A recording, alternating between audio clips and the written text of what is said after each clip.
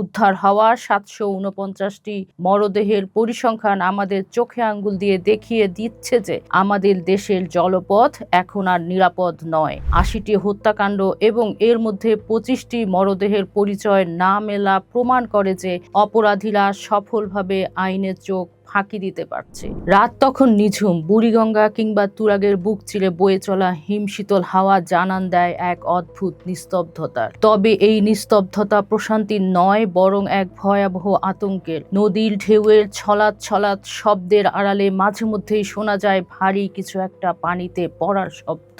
ঘাতকের নির্দয় হাতের শেষ ধাক্কায় নিথর দেহটি যখন অতল জলের তলিয়ে যায়, তখন নদী হয়ে ওঠে এক নীরব সাক্ষী। পরদিন সকালে কুয়াশা ভেজা ভোরে যখন জেলেরা মাছ ধরতে জাল ফেলেন কিংবা পথচারীরা নদীর পাড়ে হাঁটতে বের হন, তখন ভেসে ওঠে একটি ফুলে ফেঁপে ওঠা নিথর শরীর। নদী তখন আর জীবনদায়ী জলধারা নয়, হয়ে ওঠে মৃত্যুর হিমঘর। বাংলাদেশের নৌ পুলিশের সাম্প্রতিক নথিপত্র এক ভয়াবহ চিত্র তুলে ধরেছে। তথ্য অনুযায়ী ২০২৫ সালের জানুয়ারি থেকে চলতি বছরের ৩১ মে পর্যন্ত মাত্র ১৭ মাসে দেশের বিভিন্ন নদী থেকে উদ্ধার করা হয়েছে ৭৪৯টি মৃতদেহ। এই পরিসংখ্যান কেবল সংখ্যা নয়, বরং প্রতিটি মরদেহের পেছনে লুকিয়ে আছে এক একটি করুণ বা নৃশংস গল্প।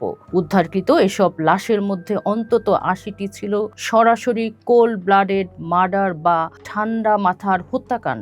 অপরাধীরা খুনের পর আলামত মুছে ফেলতে নদীকে বেছে নিয়েছে সবচেয়ে সহজ ও নিরাপদ পথ হিসেবে। পুলিশের তদন্তে ৫৫ জনের পরিচয় নিশ্চিত হওয়া গেলেও বাকি ২৫ জনের পরিচয় মেলেনি। তারা শেষ পর্যন্ত বেওয়ারিশ হিসেবে দাফন হয়েছেন মাটির গভীরে, অথচ তাদের প্রাপ্য ছিল বিচার। এছাড়া বাকি ৫০৩ জন নদীপথে বিভিন্ন দুর্ঘটনায় প্রাণ হারিয়েছেন, যাকে নৌ পুলিশ অপমৃত্যু হিসেবে চিহ্নিত করেছে। নদী কেন অপরাধীদের কাছে লাশ গুমের জন্য সবচেয়ে নিরাপদ এবং পছন্দের জায়গা? অপরাধ বিজ্ঞানীদের মতে এর পেছনে কাজ করে কয়েকটি কৌশলগত ও মনস্তাত্ত্বিক কারণ। অপরাধ বিজ্ঞানীরা বলছেন, নদীতে লাশ ফেললে শরীরের অনেক গুরুত্বপূর্ণ ডিএনএ বা আলামত মুছে যায়। ফলে প্রকৃত ক্রাইম সিন বা ঘটনাস্থল শনাক্ত করা পুলিশের জন্য প্রায় অসম্ভব হয়ে পড়ে। পানিতে দীর্ঘ সময় থাকলে লাশ পচে বিকৃত হয়ে যায়, এতে চেহারা দেখে চেনার উপায় থাকে না। ২০২৫-২৬ সালের পরিসংখ্যানে যে ২৫টি পরিচয়বিহীন লাশ পাওয়া গেছে, তার প্রধান কারণই ছিল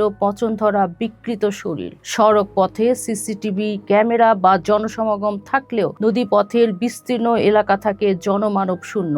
বিশেষ করে রাতের আঁধারে তুরাগ বা বুড়িগঙ্গার নির্জন পাড়গুলোতে নজরদারি প্রায় শূন্যের কোঠায়। অপরাধ বিজ্ঞানীদের মতে অপরাধীরা সবসময় লিস্ট রেজিস্ট্যান্স বা সবচেয়ে কম ঝুঁকিপূর্ণ পথ খোঁজে। নদী হলো এমন একটি মাধ্যম যেখানে লাশ ফেললে তা দৃশ্যপট থেকে মুহূর্তেই হারিয়ে যায়। তারা মনে করেন বিচারহীনতার সংস্কৃতি এবং ফরেনসিক তদন্তের সীমাবদ্ধতা ঘাতকদের সাহসী করে তুলছে। যখন একজন ঘাতক দেখে যে নদীতে লাশ ফেললে পরিচয় পাওয়া যাচ্ছে না বা মামলা এগোচ্ছে না, তখন সে পরবর্তী অপরাধের জন্য এই পথটিকেই নিরাপদ মনে করে। সমাজবিজ্ঞানীরা বিষয়টিকে দেখছেন সামাজিক অবক্ষয় ও মানবিক মূল্যবোধের চরম বিপর্যয় হিসেবে। তাদের মতে যখন একটি সমাজ ব্যবস্থায় মানুষের জীবনের চেয়ে ক্ষমতা বা স্বার্থ বড় হয়ে ওঠে, তখন নদী হয়ে যায় বর্জ্য ফেলার ভাগাড়ের মতন মানুষের শরীর ফেলার ডাম্পিং জোন। নদীকে ঘিরে গড়ে ওঠা আমাদের সংস্কৃতি এখন বিষিয়ে উঠেছে। মানুষ নদীকে আর পবিত্র মনে করছে না, বরং অন্ধকার জগতের অংশ হিসেবে ব্যবহার করছে। এটি একটি ডিহিউম্যানাইজড বা অমানবিক সমাজের লক্ষ্য। বাংলাদেশ নৌ পুলিশের অতিরিক্ত আইজিপি মোহাম্মদ রেজাউল করিমের বক্তব্য অনুযায়ী, পুলিশ প্রতিটি লাশ উদ্ধারের পর অত্যন্ত গুরুত্বের সঙ্গে খতিয়ে দেখে এটি হত্যাকাণ্ড নাকি দুর্ঘটনা। তিনি জানান, লাশের গায়ে আঘাতের চিহ্ন বা মার্ক অফ ইনজুরি দেখে তারা সিদ্ধান্ত নেন এটি হত্যা মামলা হবে কিনা। তবে সীমাবদ্ধতা অনেক। বিশাল জলসীমায় টহল দেওয়ার মতন পর্যাপ্ত সরঞ্জাম এবং আধুনিক প্রযুক্তির অভাব অনেক ক্ষেত্রেই তদন্তকে ধীর করে দেয়। উদ্ধার হওয়া ৭৪৯টি মরদেহের পরিসংখ্যান আমাদের চোখে আঙ্গুল দিয়ে দেখিয়ে দিচ্ছে যে আমাদের দেশের জলপথ এখন আর নিরাপদ নয়। ৮০টি হত্যাকাণ্ড এবং এর মধ্যে ২৫টি মরদেহের পরিচয় না মেলা প্রমাণ করে যে অপরাধীরা সফলভাবে আইনের চোখ ফাঁকি দিতে পারছে। নদীকে এই লাশ ঘুমের চারণভূমি থেকে মুক্ত করতে হলে কেবল টহল বাড়ালে চলবে না, প্রয়োজন প্রযুক্তি নির্ভর নজরদারি, প্রতিটি নৌযানকে নিবন্ধনের আওতায় আনা এবং নদী পাড়ে সিসিটিভি ক্যামেরার জাল বিস্তার করা। সেই সঙ্গে প্রয়োজন আইনের কঠোর প্রয়োগ। নদী বয়ে চলে তার আপন গতিতে, কিন্তু সেই গতি যদি কেবল মানুষের লাশের ভার বহন করে তবে সেই সভ্যতা ধ্বংসের মুখে পড়তে বাধ্য। জনসচেতনতা, দ্রুত বিচার এবং নদীগুলোর প্রতি আমাদের শ্রদ্ধা ফিরিয়ে আনাই হতে পারে এই ভয়াবহতা থেকে মুক্তির একমাত্র পথ। ঘাতকের কবলে পড়ে কোনো প্রাণ যেন পরিচয়হীন বেওয়ারিশ হয়ে দাফন না হয়। সময়ের অন্য পাঠ দেখুন। থাকুন ঢাকা পেপারসের সাথে।